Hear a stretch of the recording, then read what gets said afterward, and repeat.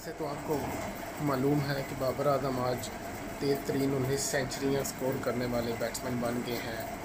पहले ये रिकॉर्ड हाशिम आमला के पास था जिन्होंने 104 इनिंग्स में 19 सेंचुरियाँ स्कोर की थी, लेकिन बाबर आजम ने 102 इनिंग्स में इस रिकॉर्ड पर कब्जा कर लिया है। रिसेंटली मैच में भी बाबर आजम ने एक रिकॉर्ड बनाया था तेज़ तरीन 5000 रन का, मतलब 100 इनिंग्स में जिस बंदे के सबसे ज़्यादा रन थे वो बाबर आजम ही हैं।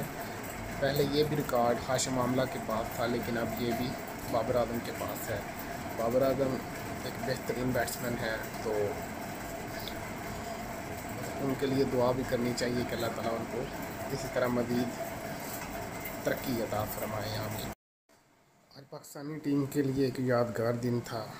पाकिस्तान नेपाल से मैच भी जीत गया, लेकिन कप्तान बाबर आजम के लिए एक नहायत शानदार दिन भी था, क्योंकि उन्होंने अपनी 19वीं सेंचुरी मुकम्मल की। 19वीं सेंचुरी मुकम्मल करने के बाद वो एक और रिकॉर्ड तोड़ने वाले हैं।